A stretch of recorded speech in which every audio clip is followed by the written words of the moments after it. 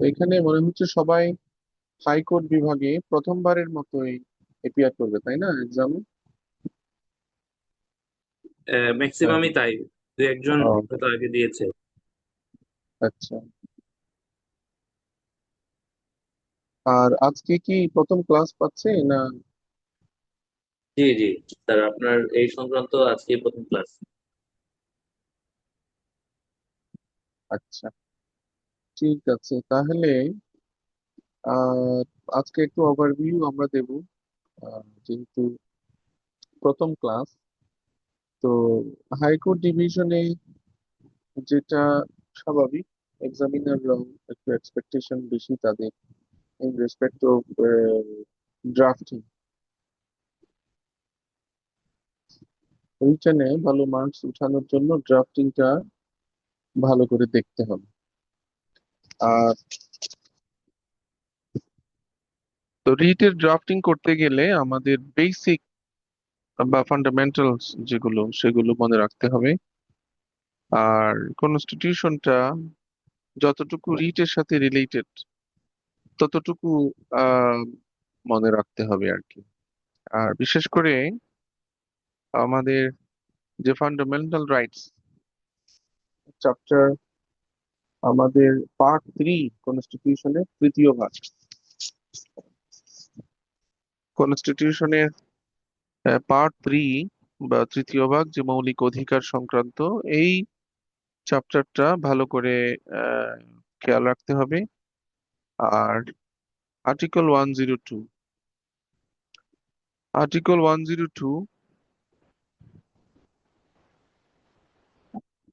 এই দুইটা মৌলিক বিষয় বা চ্যাপ্টার আমাদের মনে রাখতে হবে।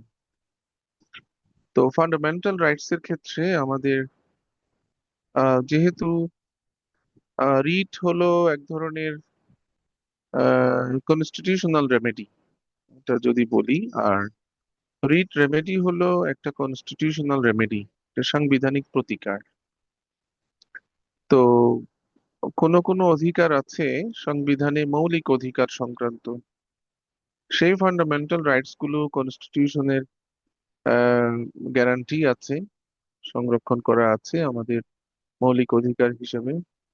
সেই মৌলিক অধিকারগুলো এনফোর্স করার জন্য রিটের বা রিট রেমেডিজ আমরা পেতে পারি হাইকোর্ট ডিভিশনে।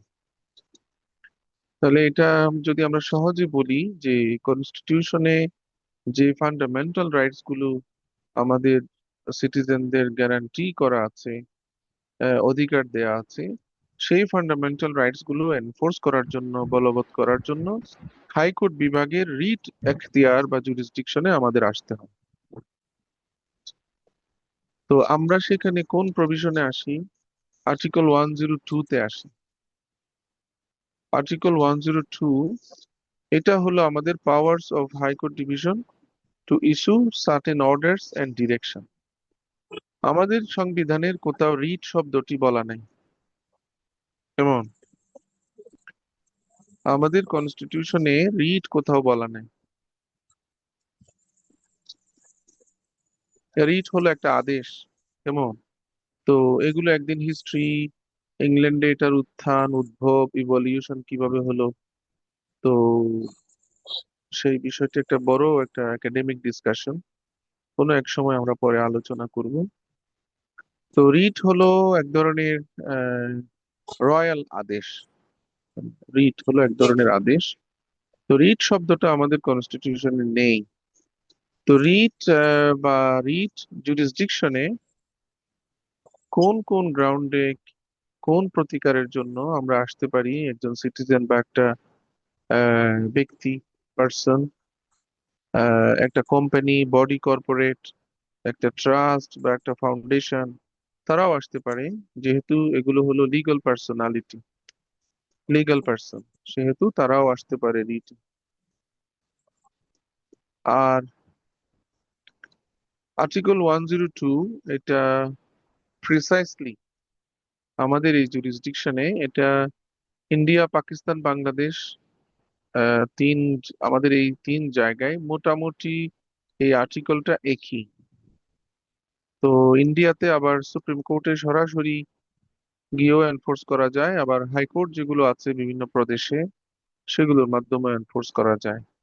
আর পাকিস্তান এবং বাংলাদেশে আমাদের মূলত এই তো হাইকোর্ট ডিভিশনের মাধ্যমে, হাইকোর্টের মাধ্যমে আমরা এনফোর্স করতে পারি।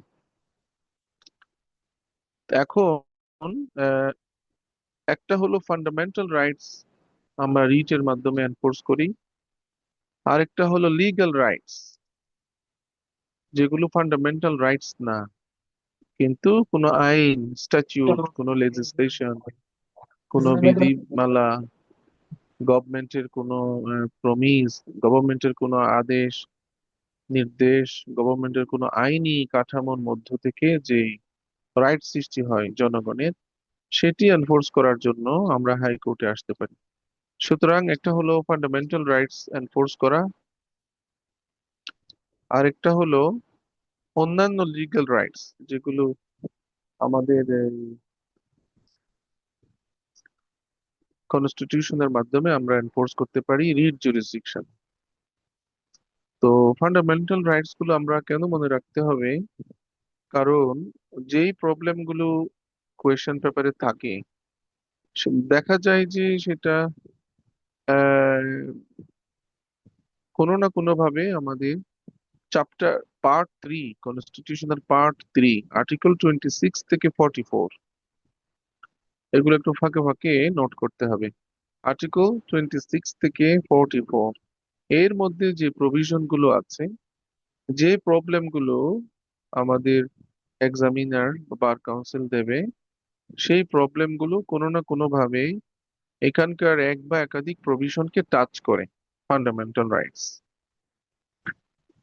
আর লিগ্যাল রাইটস, সেটা আমরা কোয়েশ্চেন দেখলেই বুঝতে পারবো যে ল একটা অধিকার আমাকে দিয়েছে, অথবা এমন একটা ল, একটা ফ্রেমওয়ার্ক সেটেল করেছে যেটার ভায়োলেশন হচ্ছে, এনফোর্স হচ্ছে না, অথবা সেখানে দেওয়া রাইটস আমি পাচ্ছি না, অথবা সেখানে রাইটস অনুযায়ী আমাকে ট্রিটমেন্ট দেওয়া হচ্ছে না রাষ্ট্র থেকে বা কোনো অটোনোমাস বডি থেকে, স্ট্যাচুটরি বডি হোক, সেটা আইনের দ্বারা সৃষ্ট যে কোনো বডি হোক, যেমন ইউনিভার্সিটি, কর্পোরেশন, এরা। তো রিটে আমাদের একটু, যারা হাইকোর্ট ডিভিশনে কোনো চেম্বারে নাই বা এখনো প্র্যাকটিস করা শুরু হয়নি, নিম্ন আদালতে আছে, বিভিন্ন জুরিসডিকশনে সিভিল, ক্রিমিনাল বা লেবার কোর্ট, এই সমস্ত জায়গায় আছে, তাদের জন্য রিটটা একটু নতুন। কিন্তু এটা কঠিন কিছু না, এটা প্র্যাকটিস করতে হবে, প্র্যাকটিস করলে ইনশাল্লাহ এটা ইজি হবে আস্তে আস্তে। তো আমাদের যেমন মনে রাখতে হবে ফান্ডামেন্টাল রাইটস, এটা তো সবাই অনার্সে পড়েছে, তাই না? সংবিধানের পার্ট 3, ফান্ডামেন্টাল রাইটস, সবাই তো অনার্সে সেকেন্ড ইয়ার থার্ড ইয়ারে পড়েছে কনস্টিটিউশনের মধ্যে। আমাদের যে আর্টিকেল 26 যেটা হলো আহ, মৌলিক অধিকারের সাথে ইনকনসিস্টেন্ট আইন, যতটুকু ইনকনসিস্টেন্ট ততটুকু অসাংবিধানিক বলে আহ, ঘোষণা করা হয়েছে। এখানে আইনে বলা আছে, কনস্টিটিউশনের ল্যাঙ্গুয়েজে, all existing law inconsistent with the provisions of this part shall, to the extent of such inconsistency, become void on the commencement of this Constitution. The state shall not make any law inconsistent with any provisions of this part, and any law so made shall, to the extent of such inconsistency, be void. কেমন? তো এর দ্বারা কি বোঝায়? Article 26-এ এমন একটা fundamental theory দেওয়া আছে, এই রাষ্ট্রে যত আইন হবে, প্রত্যেকটা আইনকে আমাদের পার্ট 3, ফান্ডামেন্টাল রাইটস এর সাথে কমপ্লায়েন্ট হতে হবে। সেটা সাইবার ল হোক, সেটা ইউনিভার্সিটি অ্যাক্ট হোক, সেটা লেবার অ্যাক্ট হোক, যে কোনো অ্যাক্ট। এমনকি এই যে সংবিধান সংশোধনী আইন অমুক অমুক এত সাল এত সাল, যেমন 15 অ্যামেন্ডমেন্ট অ্যাক্ট করে সংবিধানে মৌলিক অনেক জায়গায় সংশোধন আনা হয়েছিল 2011-এ। আবার 13 অ্যামেন্ডমেন্ট করে পার্লামেন্ট আমাদের দেশে কেয়ারটেকার গভর্নমেন্টের প্রভিশনটা যুক্ত করেছিল। এভাবে প্রত্যেকটা অ্যামেন্ডমেন্ট, 16 অ্যামেন্ডমেন্টের মাধ্যমে আহ অনেক পরিবর্তন আনা হয়েছিল। ফোর্থ অ্যামেন্ডমেন্টের মাধ্যমে, চতুর্থ সংশোধনীর মাধ্যমে এখানে ডেমোক্রেটিক ক্যারেক্টার থেকে একটা একদলীয় একটা গভর্নমেন্ট করা হয়েছিল। তারপরে ফিফথ অ্যামেন্ডমেন্টে অনেকগুলো চেঞ্জ আনা হয়েছিল। সেভেন্থ অ্যামেন্ডমেন্টে একটা ফান্ডামেন্টাল, দ্বাদশ অ্যামেন্ডমেন্ট যেটার মাধ্যমে বাংলাদেশে আবার পার্লামেন্টারি ডেমোক্রেসিতে আমরা এসেছি। 13 অ্যামেন্ডমেন্টের মাধ্যমে কেয়ারটেকার গভর্নমেন্ট এসেছে, এবং 15 অ্যামেন্ডমেন্ট অনেকগুলো সংশোধন করেছে। তো এই অ্যামেন্ডমেন্ট গুলো আপনারা জানেন যে বিভিন্ন সময় চ্যালেঞ্জ করা হয়েছে। তো এই চ্যালেঞ্জের কেন কিভাবে চ্যালেঞ্জ হয়েছে,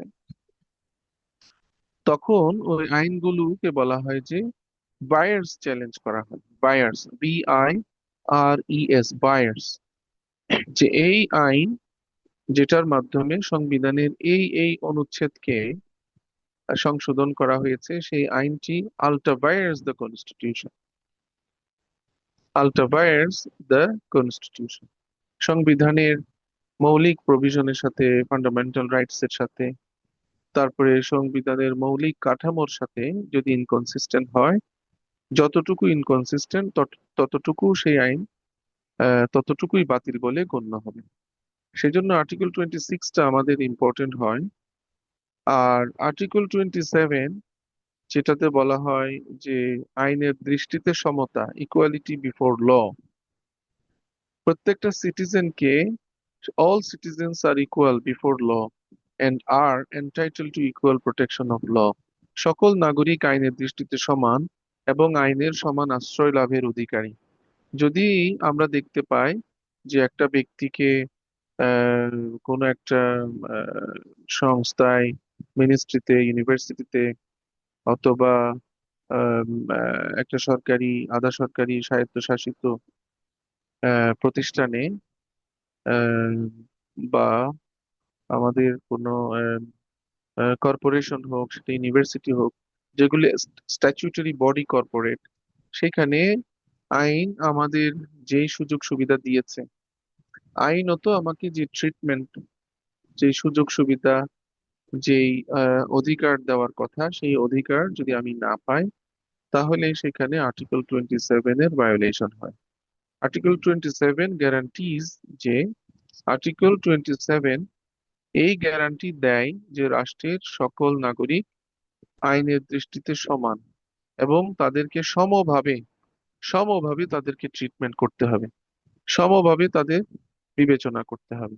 তো যেখানে আইনের প্রোটেকশন দেওয়া হয় না, যেখানে ডিসক্রিমিনেশন হয়, ইকুয়াল বিবেচনা করা হয় না, ইকুয়ালি সুযোগ সুবিধা দেওয়া হয় না, সেই সমস্ত ক্ষেত্রে আমরা রিট পিটিশনে আর্টিকেল 27টা ইনভোক করতে পারি। আর্টিকেল 27টা আমরা পছন্দ করতে পারি, সেটার উপর রিলাই করতে পারি। আমরা বলি রিট পিটিশনে যে action of the government, action of the university, inaction of the government, inaction of the university, inaction of the ministry, inaction of the পানি উন্নয়ন বোর্ড, এ ধরনের যেগুলো সরকারি বা স্বায়ত্তশাসিত অথবা আইনের দ্বারা সৃষ্ট যে সমস্ত অর্গানাইজেশন, সংস্থা, প্রতিষ্ঠান, তারা আমাকে নাগরিক হিসেবে যদি ইকুয়াল প্রোটেকশন না দেয়, আমাদের এমপ্লয়ীদের মধ্যে ডিসক্রিমিনেশন করে, আরবিট্রারিলি আমাকে আমার অধিকার থেকে বঞ্চিত করে, আমার রাইটস কে ইনফ্রিঞ্জ করে, ক্ষতিগ্রস্ত করে, তখন আমরা বলি যে this action of the government অথবা authority is in violation of article 27 of the constitution. এই জিনিসগুলো এই জন্য মনে রাখতে হবে যে আমি যেভাবে বলি, এইভাবে যারা লিখেছে ড্রাফটিং এ, হ্যাঁ, সবাই পাশ করে গেছে। আমার এক বড় ভাই ইংল্যান্ডে ব্যারিস্টার হয়েছেন প্রায় 27 ইয়ার্স আগে। তো হাইকোর্টে এনরোলমেন্ট নিলেন 2-3 বছর আগে। তো বলে আমি বাংলাদেশে আসতেছি, কি কি পড়তে হবে? বলে, আচ্ছা আসেন। এয়ারপোর্টে নেমে ফোন দিলেন। তারপরে সেদিন আবার তার মিটিং ছিল মিনিস্ট্রিতে, সব শেষ করে আহ, রাতের বেলা চেম্বারে আসার কথা, একটু অ্যাডভাইস নেওয়ার জন্য কি লিখবে পরের দিন পরীক্ষায়, রিট সংক্রান্ত, সিভিল, ক্রিমিনাল। আসতে পারলেন না, পরে রাত 11 o'clock থেকে 1 o'clock এভাবে ফোনে মোটামুটি আমি একটা, বিশেষ করে রিটের উপরে একটা গাইডলাইন দিলাম। উনি এক চান্সে পাশ করে এখন সুপ্রিম কোর্টের মেম্বারশিপ নিয়ে নিচ্ছে। তো ব্রিলিয়ান্ট অবশ্যই। তো এই জন্য বললাম যে এই কথাগুলো মনে রাখলে, এবং সেই ফ্রেজেস, ওয়ার্ডস এবং কথাগুলো যতটুকু মনে থাকে আহ, বা নোট করতে হবে সামনের ক্লাসগুলোতে, সেভাবেই লিখে দিয়ে আসতে হবে মৌলিক ওয়ার্ডস এন্ড ফ্রেজেস। তাহলে আমরা আর্টিকেল 27, সংবিধানের 27 অনুচ্ছেদকে আমরা সেইভাবেই ইউজ করতে পারি। এগুলো বিভিন্ন সময় আমি দেখাবো যে কোথায় কিভাবে ইনভোক করতে হয়। আর যেগুলো হলো discrimination on ground of religion, sex, মানে নারী পুরুষ ধর্ম, হুম, কালো সাদা, তারপরে চিটাঙ্গা, কুমিল্লা, এই ডিসক্রিমিনেশন যদি হয় কোনো জায়গায়, সেই ক্ষেত্রে আর্টিকেল 28টা আমরা ইনভোক করি। বলা হয় যে কেবল ধর্ম, গোষ্ঠী, বর্ণ, নারী পুরুষ ভেদ বা জন্মস্থানের কারণে কোন নাগরিকের প্রতি রাষ্ট্র বৈষম্য প্রদর্শন করিবেন না। কেমন? রাষ্ট্র গণজীবনের সর্বস্তরে নারী পুরুষের সমান অধিকার লাভ করিবেন, এটা জেন্ডার ইকুয়ালিটি। সেক্স ডিসক্রিমিনেশন যদি হয় কোনো এমপ্লয়মেন্টে, ইন্ডাস্ট্রিতে, কোনো একটা নিয়োগে, অ্যাপয়েন্টমেন্টে, কোনো একটা সার্ভিসে, কোনো একটা সেক্টরে, কোনো একটা উম, সরকারি বেনিফিট নেওয়ার ক্ষেত্রে, অর্জন করার ক্ষেত্রে, কোনো একটা এডমিশনের ক্ষেত্রে হতে পারে যে এখানে রিলিজিয়নের কারণে অনেক সময় ডিসক্রিমিনেশন হয়, পলিটিক্যাল গ্রাউন্ডে ডিসক্রিমিনেশন হয়, আমাদের দুর্ভাগ্য জাতির। এরপরে আমাদের পাহাড়ি, বাঙালি, নন বেঙ্গালি, এটা হতে পারে। অথবা সেক্স ডিসক্রিমিনেশন হতে পারে, পুরুষ নারী এটার মধ্যে হতে পারে। আর কালার, কালার আমাদের এখানে যদিও সমস্যাটা নাই, বর্ণ বৈষম্য, কিন্তু আমাদের এখানে আঞ্চলিকতা আছে, পলিটিক্যাল বায়াসনেস আছে, কে কোন অঞ্চলের কোন পার্টির, সেভাবে করে রাষ্ট্রের বা আহ, সরকারি সুযোগ সুবিধা, এডমিশন, প্রমোশন, ডিমোশন, সমস্ত ক্ষেত্রে এটা আনফরচুনেটলি আমাদের এই ডেমোক্রেসিতে এটা হয়ে আসছে। তো এটা ইন ভায়োলেশন অফ আর্টিকেল 28 এবং আর্টিকেল 27। কারণ আর্টিকেল 28 ভায়োলেশন হলে আর্টিকেল 27ও ভায়োলেশন হয়। কেমন? এখানেই আছে। আর আর্টিকেল 29 হলো equality of opportunity in public employment, এটা আমি আগেই বলেছি, সরকারি চাকরি বাকরিতে সমান সুযোগ সুবিধা। সেই সংক্রান্ত কোনো প্রশ্ন আসলে এটা লাগবে। এগুলো শুধু প্রশ্ন না, আমি এগুলো ডিটেলস বলি কেন, যাতে হাইকোর্ট ডিভিশনে প্র্যাকটিস করার ক্ষেত্রেও লাগে। হ্যাঁ, হাইকোর্টে যারা এনরোল হয়েছে 22 থেকে 26 পর্যন্ত, তাদের আবার 29 তারিখ একটা ওরিয়েন্টেশন লেকচার প্রোগ্রাম আছে, ওখানেও constitutional law practice, judicial review, writ remedies এর উপর আমার একটা লেকচার আছে। তো ওরা তো এনরোল হয়েছে 22, 23, 24, 25, 26 সনে, একটা অর্গানাইজেশন সেগুলো অ্যারেঞ্জ করতেছে। তো আপনারা যারা হাইকোর্ট ডিভিশনে পরীক্ষা দেবেন তাদের জন্য যতটুকু রেলেভেন্ট ততটুকু বলবো। আবার পাশাপাশি ওই, আমি ধরে নেব যে আপনারা হাইকোর্টে এনরোল হয়েছেন এবং আপনারা প্র্যাকটিস করবেন, এই এই প্রফেশনে থাকবেন, এই ফিল্ডে আসবেন, একটা রিট ড্রাফট করতে পারবেন, সাবমিশন দিতে পারবেন। সেই জন্য কিছু মৌলিক বিষয়, আমি যে কয়েকটা লেকচার পারি, আমি আসলে সাংঘাতিক ব্যস্ত। কালকে সকালে উঠে অ্যাপেলেট ডিভিশন, হাইকোর্ট, অনেক প্রিপারেশন আছে। তারপরও এই মুজাহিদ সাহেবদের যন্ত্রণায়, এবং আমি এনজয়ও করি, যদিও সময়টা একটু ডিফিকাল্ট। তো মনে রাখতে হবে যে শুধু ড্রাফটিং না, প্র্যাকটিসের জন্য এগুলো যাতে কাজে লাগে সেটা খেয়াল রাখতে হবে। আর্টিকেল 29। এরপরে বিদেশি খেতাব, আর্টিকেল 30, এটা মানে এমনি পরীক্ষার জন্য দরকার নাই, এমনি মনে রাখলে হয়। Article 31 is very important, right to protection of law. যখন আমরা আর্টিকেল 27 লিখবো পরীক্ষার খাতায়, এন্ড আর্টিকেল 31 লিখে দেবো, আর্টিকেল 27 হলো ইকুয়ালিটি বিফোর ল। আর্টিকেল 27 হলো ইকুয়ালিটি বিফোর ল। আর আর্টিকেল 31 হলো right to protection of law. এখানে বলে to enjoy the protection of the law and to be treated in accordance with law and only in accordance with law in the inalienable is the inalienable right of every citizen, inalienable অলঙ্ঘনীয় একটা অধিকার, wherever he may be and of every other person for the time being within Bangladesh, and in particular no action detrimental to the life, liberty, body, reputation or property of any person shall be taken except in accordance with law. আইনের আশ্রয় লাভের অধিকার অনেক বড় একটা fundamental rights সংক্রান্ত অনুচ্ছেদ, খুবই গুরুত্বপূর্ণ। আর আমি বলবো একটা সংবিধান সবার থাকা উচিত। আর আশা করি অনেকের বা সবারই মাহমুদুল ইসলাম কনস্টিটিউশনাল ল সবসময় লাগে। এই জিনিসটা অনেকের হয়তো আছে। এই এই এই যে মাহমুদুল ইসলামের কনস্টিটিউশনাল ল, এটাও সবার থাকা উচিত।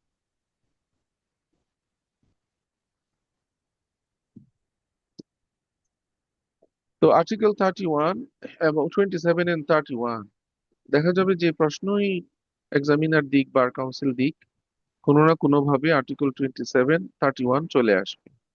কারণ যে ব্যক্তির অধিকার নিয়ে আমরা প্রশ্নে আনসার করব, সেই ব্যক্তির অধিকার সংক্রান্ত প্রোটেকশন, গ্যারান্টি, এটা কনস্টিটিউশন দিয়েছে। তো আর্টিকেল 27 হলো ইকুয়ালিটি বিফোর ল, আর আর্টিকেল 31 এটা আইনের আশ্রয় লাভ এবং আইন অনুযায়ী এবং কেবলমাত্র আইন অনুযায়ী। সংবিধান এটা এত স্ট্রেস দিয়েছে, in accordance with law and only in accordance with law, কেবলমাত্র আইন অনুযায়ী আমি ট্রিটমেন্ট পাবো।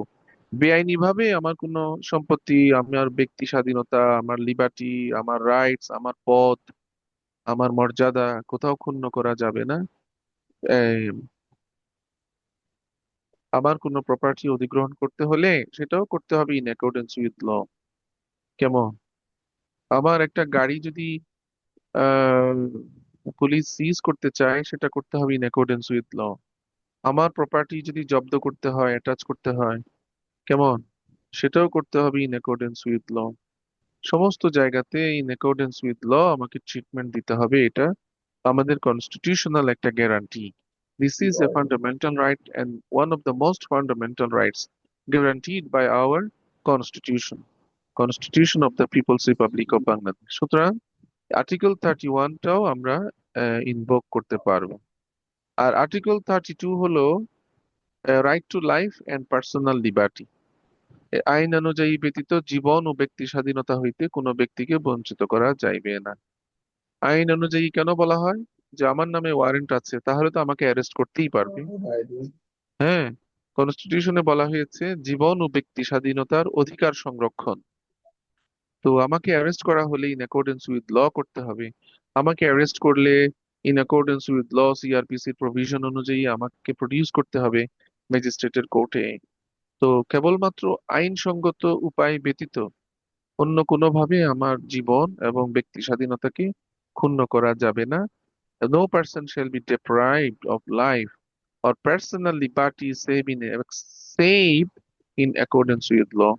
শুধুমাত্র আইনের দ্বারা, আইন অনুযায়ী ব্যতীত, আইনের দ্বারা আরোপিত বিধিনিষেধ সাপেক্ষে আমার জীবন এবং ব্যক্তি স্বাধীনতার উপর হস্তক্ষেপ করা যেতে পারে। তার মানে আমার জীবন ব্যক্তি স্বাধীনতার উপর হস্তক্ষেপ করা যাবে না, যাবে আইন অনুযায়ী। তো এটিও অনেক সময় ইম্পর্টেন্ট হয় সম্পত্তির আমাদের আহ, ব্যক্তি স্বাধীনতার ক্ষেত্রে, মুভমেন্টের ক্ষেত্রে। যেমন আমাদের জাস্টিস সিস্টেমে এটা খুবই একটা গুরুত্বপূর্ণ মৌলিক মানবাধিকার, আমার জীবনের উপর এবং ব্যক্তি স্বাধীনতার উপর হস্তক্ষেপ করতে পারে না। আর 33 safeguards as to arrest and detention, 32 more specifically বলা আছে।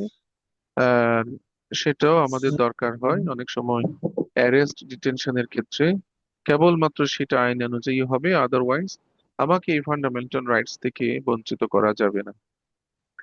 No person who is arrested shall be detained in custody without being informed as soon as may be of the grounds for such arrest, nor shall he be denied the right to consult and be defended by a legal practitioner of his choice. Every person who is arrested and detained in custody shall be produced before the nearest magistrate. 32 এবং 33 একসাথে পড়লে আমরা আমাদের আহ, জীবন, ব্যক্তি স্বাধীনতা, arrest এবং আটক সম্পর্কে, কনস্টিটিউশনাল গ্যারান্টি সম্পর্কে আমরা জানতে পারি। এবং আমাদের রিট পিটিশনে যদি সেই সংক্রান্ত রিট পিটিশন হয়, এগুলো ওয়ার্ডস গুলো মনে রাখতে হবে। কনস্টিটিউশনের যে ল্যাঙ্গুয়েজ, সেই ল্যাঙ্গুয়েজ গুলো আমাদের খাতায় রিফ্লেকশন হতে হবে। এই 33-তে আসলে এটা প্রিভেন্টিভ ডিটেনশনের সাথেও যায়। প্রিভেন্টিভ ডিটেনশন যদিও এগুলো কম হয়, প্রিভেন্টিভ ডিটেনশন 1974 এর অ্যাক্ট অনুযায়ী, স্পেশাল পাওয়ার্স অ্যাক্টে প্রিভেন্টিভ ডিটেনশন হয়। কেমন? সেকশন 54 এ এক ধরনের অ্যাপ্রিহেনশনের কারণে অ্যারেস্ট হতে পারে, 54 ধারায় আটক। 54 ধারা হোক, 1974 সনের স্পেশাল পাওয়ার্স অ্যাক্ট হোক, বা অন্য কোনো কারণেই হোক, যখন ব্যক্তি স্বাধীনতা হরণ করা হয়, সেই ক্ষেত্রে আমরা সংবিধানের এই প্রোটেকশন পেতে পারি। এখানে ডিটেলস গ্যারান্টিটা দেওয়া আছে। আর 34-এ হলো ফোর্সড লেবার, জোরপূর্বক শ্রম। সেটা আমাদের শ্রম সেক্টরে অনেক সময় হতে পারে, যদিও ওখানে শ্রম আইন 2006 এর কারণে দেশি বিদেশি international organisation, human rights, NGO, গভর্নমেন্টের উদ্যোগ, এগুলোর কারণে এখানে কমেছে অনেকটা। তারপরেও আমরা অনেক জায়গায় দেখতে পারি যে সকল প্রকার জবরদস্তি শ্রম নিষিদ্ধ করে কনস্টিটিউশনের প্রভিশন রাখলেও সেটি পুরোপুরি আমাদের উচ্ছেদ হয়নি। সেই ক্ষেত্রে এটা আসে অনেক সময়, এটা আমরা দেখবো ড্রাফটিং এর মধ্যে। আর ইয়াতে আছে সেকশন 35, এটা আছে protection in respect of trial and punishment.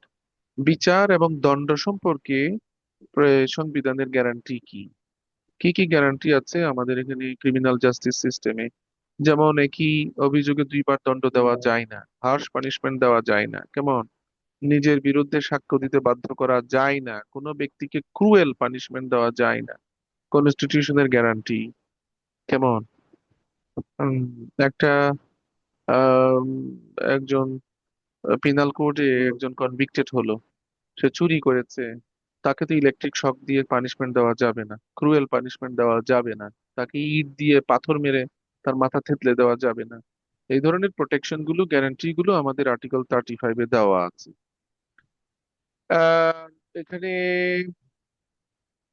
ওই যে বললাম, no person shall be prosecuted and punished for the same offence more than once. একই অপরাধে একাধিক বার তার বিচার করা যায় না, দণ্ড দেওয়া যায় না। এরপরে আহ ওই যে পাবলিক ট্রায়াল হবে, ওপেন ট্রায়াল হবে, তো সেটা এখানে গ্যারান্টি দেওয়া আছে।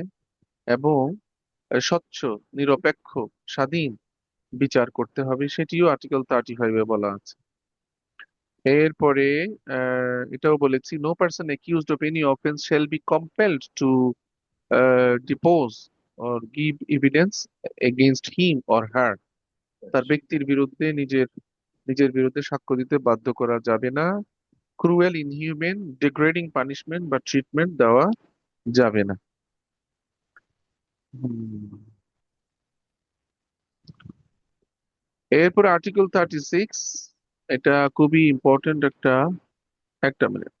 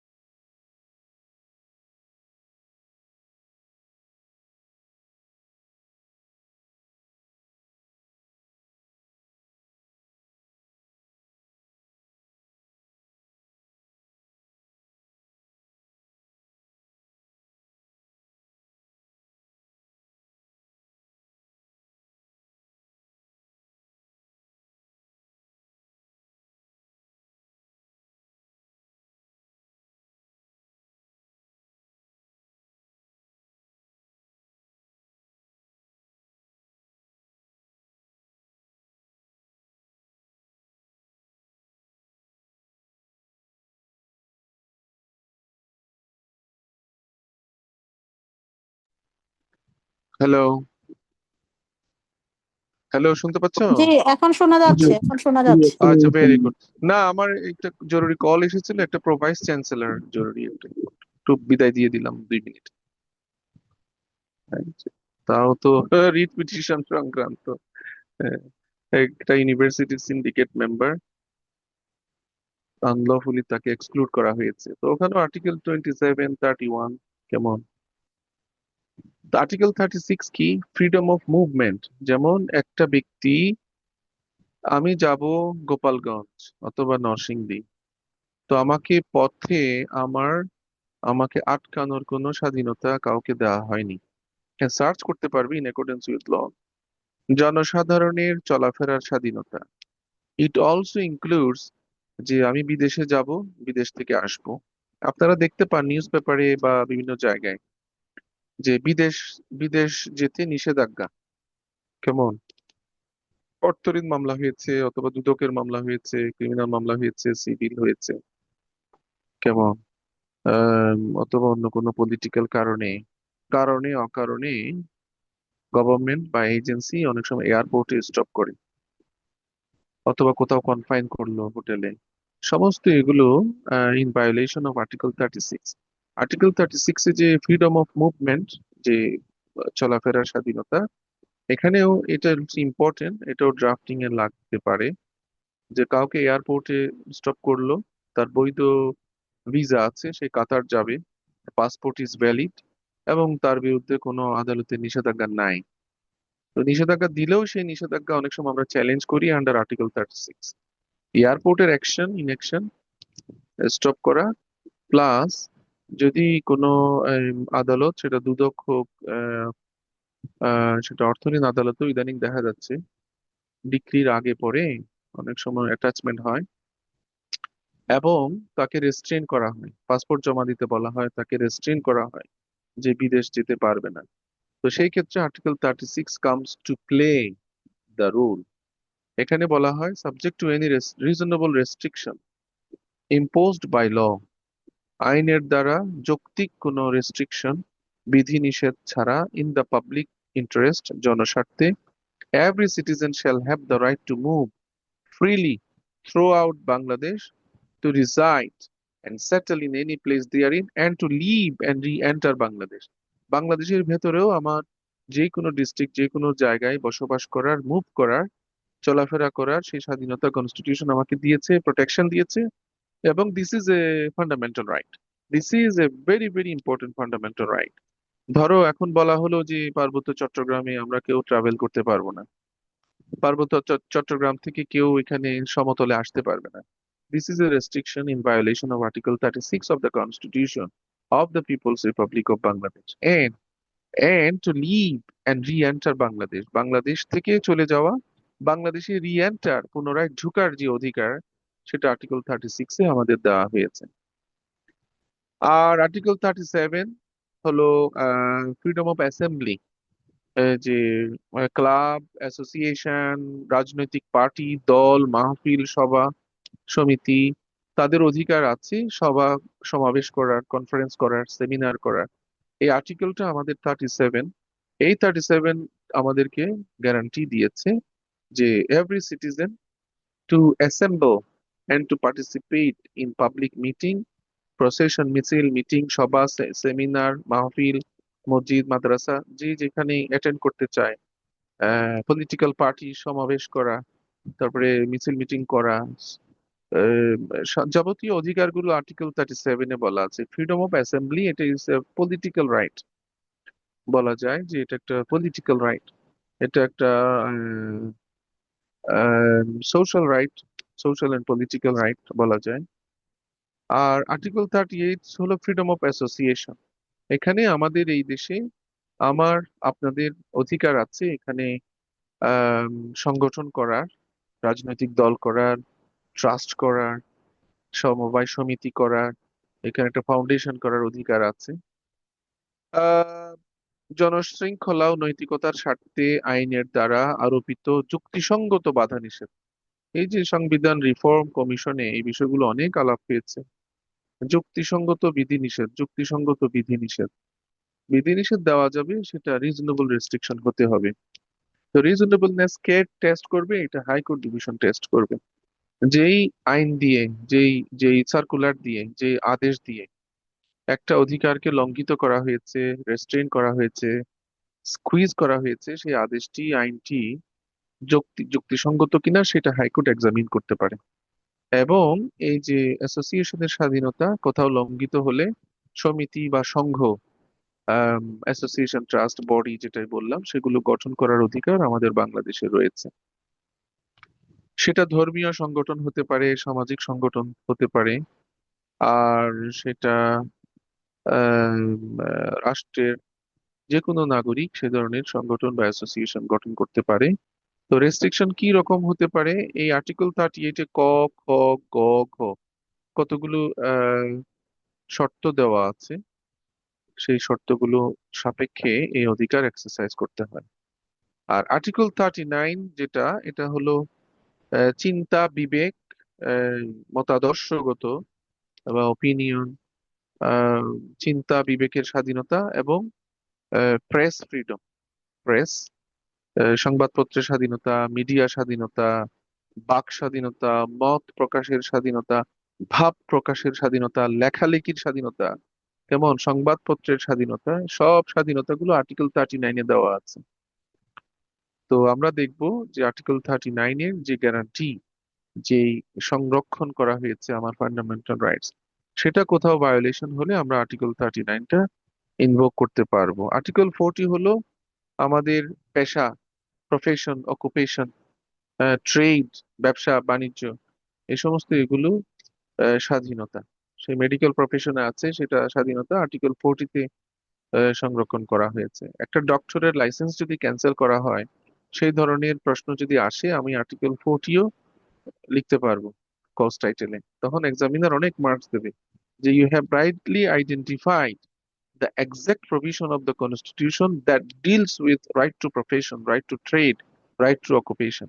এটার সাথে আমি আর্টিকেল 31ও দিতে পারবো, যে প্রোটেকশন অফ ল, আইনের প্রোটেকশন পাওয়ার আমার যে স্বাধীনতা আছে, এই যে গ্যারান্টি আছে। আর আর্টিকেল 41টা ফ্রিডম অফ রিলিজিয়ন, ধর্মের স্বাধীনতা, যে কোনো ধর্ম পালনের আহ সেটা অধিকার আমাদের কনস্টিটিউশন গঠন মানে গ্যারান্টি দিয়েছে। আর আর্টিকেল 42 হলো আমাদের প্রপার্টি, রাইট টু প্রপার্টি। কারো প্রপার্টি জবরদস্তিমূলক স্কুইজ করে নিল সরকার, ইন ভায়োলেশন অফ ল, সরকার এটা মানে সেটাকে দখল করে নিল সরকার। আমি বারবার কেন বলি, এটা আমরা পরে আলাপ করব, যে রিট পিটিশন তো আর যার তার বিরুদ্ধে করা যায় না, সেখানে কতগুলো শর্ত আছে।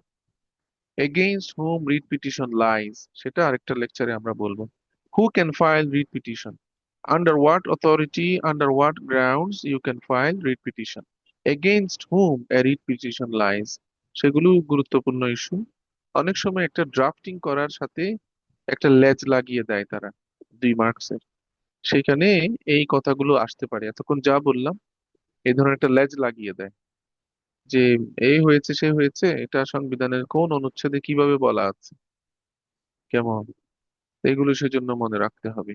আর 43 হলো আহ, এটা protection of home and correspondence, যোগাযোগের যে স্বাধীনতা, যোগাযোগের গোপনীয়তা রক্ষা করা, করেসপন্ডেন্স এবং এক্সচেঞ্জ কমিউনিকেশন, এই রাইটস গুলো আমাদের কনস্টিটিউশনে দেওয়া আছে আর্টিকেল 43। কেমন, প্রবেশ, তল্লাশি, আটক, ফ্যামিলিতে আমি বউ বাচ্চা নিয়ে থাকার অধিকার আছে। এই ফ্যামিলির গৃহের গৃহে যে হাউজিং এর যে রাইটস, কেমন, পরিবারের যে অধিকার, সেটি এখানে প্রোটেকশনটা দেওয়া আছে। আর আর্টিকেল 44 হলো মৌলিক ফান্ডামেন্টাল রাইটস, এটা যে বলবৎ করা, এনফোর্স করার যে অধিকার, সেটা নিজেই একটা ফান্ডামেন্টাল রাইট, এটা মনে রাখতে হবে। Part 3 of the constitution in article 44 says, কেমন, right to move the high court division for enforcement of a fundamental right is also a fundamental right, article 44। তো আজকে আমরা মোটামুটি chapter part 3 of the constitution শেষ করেছি। এটা এইগুলো জানাটা বেশি জরুরি, অনেকের জানা আছে, তারপরেও আমরা রিভাইজ করলাম সবাই মিলে। আর কারো প্রশ্ন থাকলে আমরা পাঁচ আর ওই যে মিনিটে বলি। 27-31-এর সাথে কি 44টা আমরা সব জায়গায় ব্যবহার করতে পারবো? 44টা আমরা ফান্ডামেন্টাল রাইটস, যদি 26 থেকে 43-র মধ্যে কোনো আমার আমার প্রশ্নের মধ্যে যেটা বলা আছে, সাবস্টেন্স বা সাবজেক্ট ম্যাটার, যদি আর্টিকেল 26 থেকে 43-র যে কোনো একটা কভার করে, সেই ক্ষেত্রে আমরা আর্টিকেল 44ও দেব।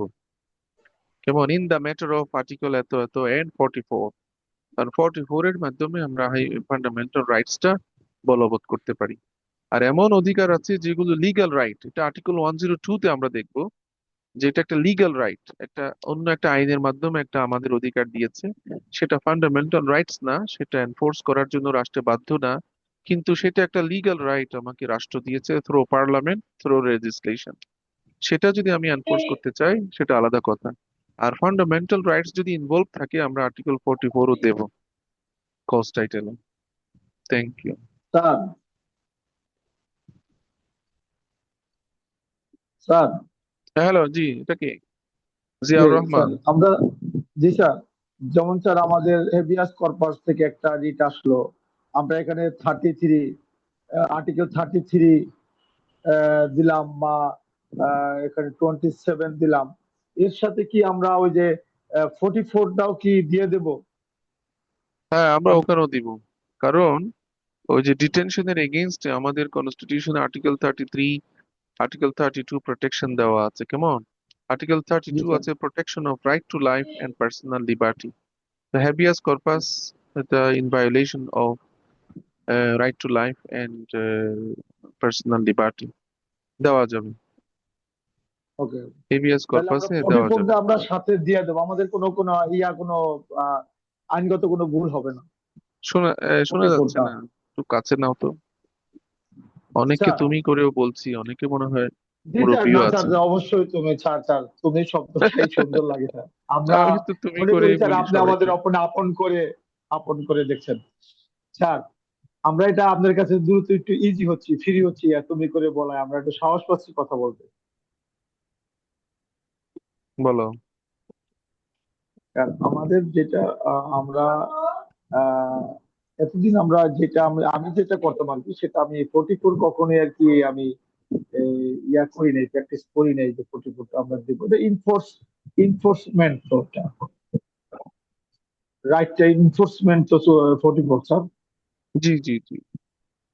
আমি যে হাইকোর্টে আসব মৌলিক অধিকার এনফোর্স করার জন্য, লাভের জন্য, বা কোনো রাষ্ট্রীয় বা ইউনিভার্সিটির এগেইনস্টে, সে আমি একদম প্র্যাকটিক্যাল বলি, একটা ইউনিভার্সিটি একটা মেয়েকে আহ বলল যে তুমি কালকে থেকে, ধরো মেয়েটার নিকাব করে আর কি, মুখ ঢেকে ফেলে, আছে না একটা সেকশন, অনেকগুলো বিভিন্ন ইসলামিক গ্রুপরা আছে, তারা জি স্যার, মুখ খুলে জি না। স্যার। তো ঢাকা ইউনিভার্সিটি বাংলা রিটটা পেন্ডিং, যার কারণে আমি নাম বলবো না এটা, আমি ওখানে সিনিয়র হিসেবে এঙ্গেজ আছি। বাংলা ডিপার্টমেন্ট বলল যে 3-4 ঘন্টা পরীক্ষার সময় সবাইকে মুখ খোলা রাখতে হবে। তো অনেকে তো মুখ খুলে না, অনেকে হিজাব করে, অনেকে বা ট্রেডিশনাল ড্রেসে আছে, থাকুক। তো যার যার চয়েস, এটা আমাদের রাষ্ট্রীয় আইনে কেউ কাউকে এনফোর্স করতে পারবে না, এটা যার যার চয়েসটা প্রোটেকশনে দিতে হবে।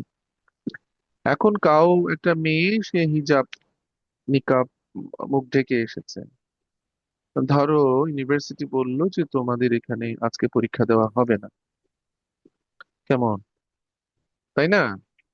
এখন মেয়েটি বলতে চাচ্ছে যে এটা তার একটা আর্টিকেল 41-এ তার রিলিজিয়াস রাইট, ফান্ডামেন্টাল রাইট, তাকে এটা ঢেকে রাখতে হবে, সেটা তার বিলিফ, তার বিশ্বাস আর কি। এখন এটা একটা ফান্ডামেন্টাল রাইটস এর সাথে কানেক্টেড। তো ইউনিভার্সিটির এগেইনস্টে সে একটা রিট করবে, তাহলে ফান্ডামেন্টাল রাইটস এর প্রোটেকশন আছে আর্টিকেল 41-এ, ধর্মীয় স্বাধীনতা। আর সেটা বলবৎ করার জন্য আর্টিকেল 102-তে সে রিটের শরণাপন্ন হয়েছে। আর ফান্ডামেন্টাল রাইটস এনফোর্স করার অধিকারটাও যে একটা ফান্ডামেন্টাল রাইট, সেটা আর্টিকেল 44-এ আছে। এইভাবে কো রিলেটেড, এগুলো ইন্টার কানেক্টেড। হ্যাঁ, করতে হবে, তাহলে ভালো মার্কস পাওয়া যাবে।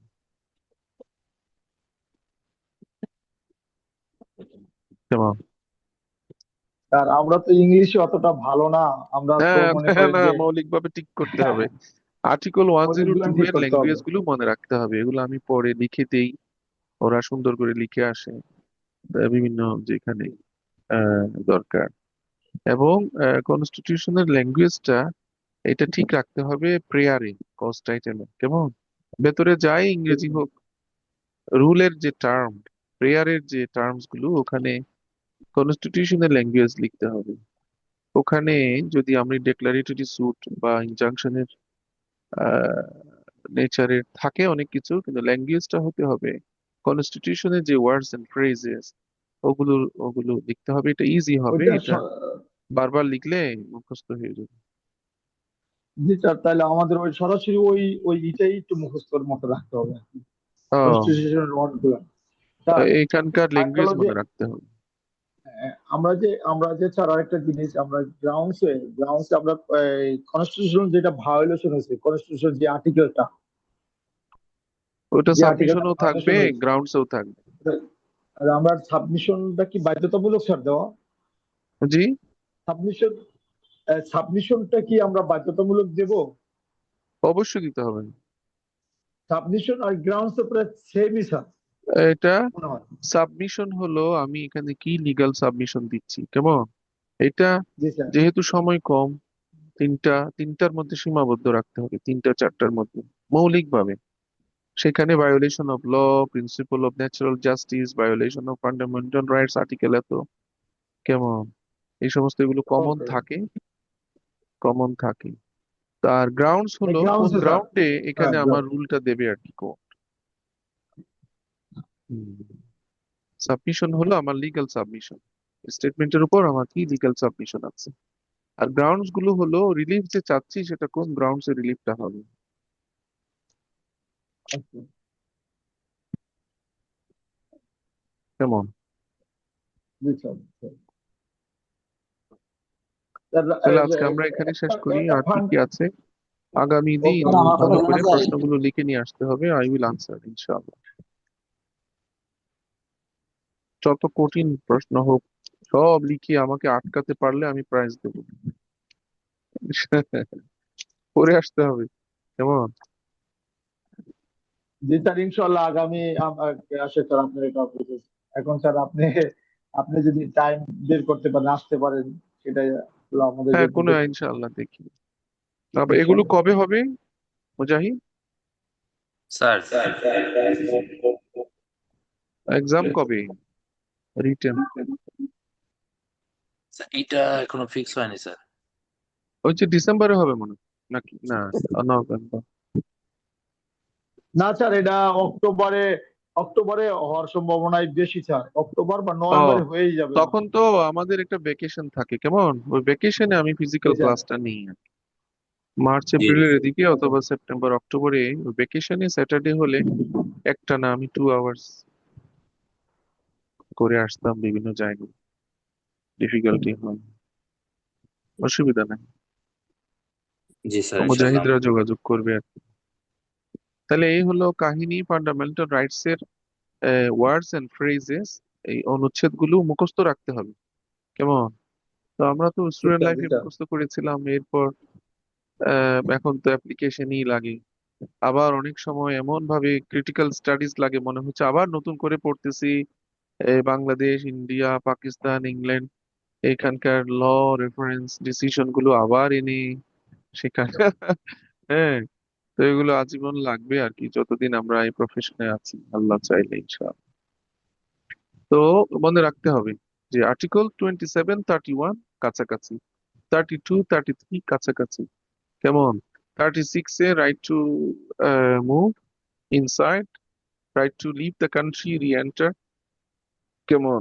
এভাবে মনে রাখতে হবে আর্টিকেল 36 এ। আর 37 এটা পলিটিক্যাল, এই যে দল সমাবেশ, মিছিল, মিটিং, এটা প্রসেশন, যাত্রা, বৈশাখী, পূজা, তারপর রথযাত্রা, সমস্ত কিছু হলো সমাবেশের স্বাধীনতা, আর্টিকেল 37। আর এগুলো যেগুলো সংস্থা, সংগঠন, প্রতিষ্ঠান করার স্বাধীনতা, আর্টিকেল 38। 39 হলো চিন্তা, বিবেক, ভাব, মতাদর্শ, বই লেখা, কারো বই বাতিল করলো, কেমন? তো সেটাও আর্টিকেল 39-এ আসবে। কেমন? আমার একটা বই লিখলাম, বইটা আহ, বাজারে দেওয়াটা নিষিদ্ধ করলো গভর্নমেন্ট। সেটা আমার চিন্তা, আমার এই যে ইন্টেলেকচুয়াল যে রাইট এটা আছে, কেমন, থট এন্ড কনসিয়েন্স, যেটা গ্যারান্টি দিয়েছে কনস্টিটিউশন, এরপরে সংবাদপত্র, সবগুলো আর্টিকেল 39-এ বলা আছে। এগুলো মনে রাখতে হবে। 40-তে হলো একটা ডক্টর বা আইনজীবী, এই যে একটা ডিল করতেছি, যে কোনো একটা ডিস্ট্রিক্টের নারী শিশু ট্রাইব্যুনালের পিপি, তার লাইসেন্স ক্যান্সেল করে দিয়েছে বার কাউন্সিল। হাইকোর্টে রিট আছে, এটা আর্টিকেল 40, 27, 31, 40 হলো তার যে প্রফেশনের অধিকার, সেটা 40-তে আছে। 41-এ রিলিজিয়াস আছে, কেমন, তাবলিগ জামাতের ইজতিমা হয়, ওখানে ডিসি রেস্ট্রিকশন দিয়ে দিল, সে হাইকোর্টে আসবে, কেমন, আর্টিকেল 41-এ আসবে। মাসিক মাসিক কি গেছে? জি। স্যার সম্ভবত আনএক্সপেক্টেড ওয়ার্ড মানে আনমিউট হয়ে গেছিল। ও আচ্ছা, তাহলে মুজাহিদ এখানেই শেষ হোক, 10:15, তাই না? স্যার জি স্যার। আর কারো কোনো প্রশ্ন আছে? বুঝতে পেরেছে সবাই? একদম সাদা মাটা। আমাকে এই মুজাহিদরা বা অনেকে বলতেছিল গত ক্লাসে, স্যার একটু সহজ বাংলা টাংলা মিলাই বলার জন্য আর কি। ফান্ডামেন্টাল রাইটস গুলা নিয়ে আমরা বুঝতে পারছি। 26 থেকে হ্যাঁ, 44 এটা এই নিয়ে মনে আমরা রাখলে তো মোটামুটি রিটে 50% পাশ হ্যাঁ। হয়ে গেছে সবাই। আর এটা তো আমাদের যে গ্রাউন্ডসে আর একটা সাবজেক্টে উল্লেখ করা লাগে, হ্যাঁ, বাকিটাও তো কঠিন আছে। ফান্ডামেন্টাল রাইটস দিয়ে দুইটা সাবমিশন দিয়ে দিলে দুইটা গ্রাউন্ডস বানিয়ে দেওয়া যাবে।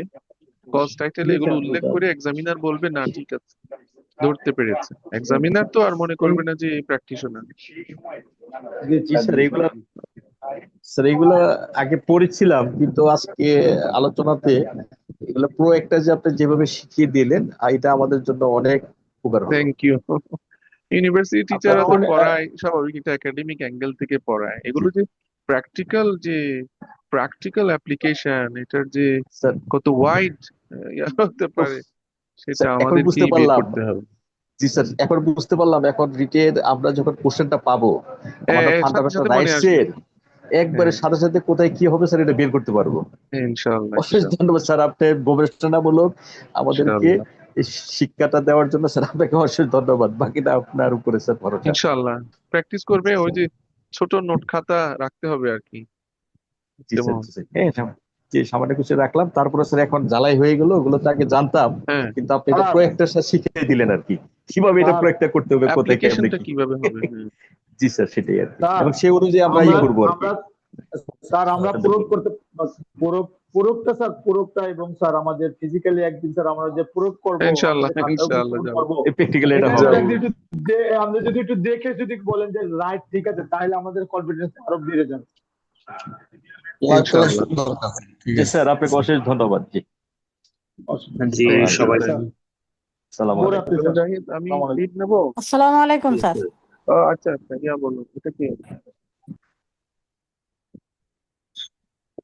জি সম্মানিত লার্নেড ওয়ান, আশা করছি আপনারা আজকের ক্লাসটা এনজয় করেছেন। আর নেক্সট ক্লাস নির্ধারিত সময়ে আপনারা যুক্ত হবেন, এবং আজকের যে আর্টিকেল গুলো স্যার উল্লেখ করেছেন এগুলো আমরা চেষ্টা করব মেমোরাইজ করে নেওয়ার জন্য, এবং যে বই, বিশেষ করে কনস্টিটিউশনের যে মূল মূল কনস্টিটিউশন, সেটা পাশাপাশি মাহমুদুল হাসান স্যারের বইটা আমরা সংগ্রহে রাখার চেষ্টা করব। সবাইকে ধন্যবাদ। আমরা আজকের ক্লাস এখানে শেষ করছি। দেখা হবে পরবর্তী ক্লাসে। সে পর্যন্ত সবাই ভালো থাকবেন। আসসালামু আলাইকুম। সালাম আলাইকুম মুজাহিদ ভাই। জি ওয়ালাইকুম আসসালাম ভাই। ভাই কেমন আছেন? আলহামদুলিল্লাহ, কেমন অফিসে আছেন? আছেন নাকি? আছি এখন অফিসে আলহামদুলিল্লাহ। আছে, জি। বের হবো, আপনাদের ক্লাস শেষ করেই বের হবো। স্যারের চেম্বার কোথায়? স্যারের চেম্বার তো পল্টনে, আল রাজি টাওয়ারে। আল্লাহ যেতে পারে না। তো আপনার চেম্বার কোথায়? বিকালে পল্টন কোথায় টাওয়ার। বসেন? ওখানে? হ্যাঁ, আচ্ছা ঠিক আছে, আসবো একদিন, দেখা করতে। অবশ্যই ভাই। ঠিক আছে, আল্লাহ, আসসালামু আলাইকুম। আসসালামু আলাইকুম। আসসালামু আলাইকুম রহমতুল্লাহ।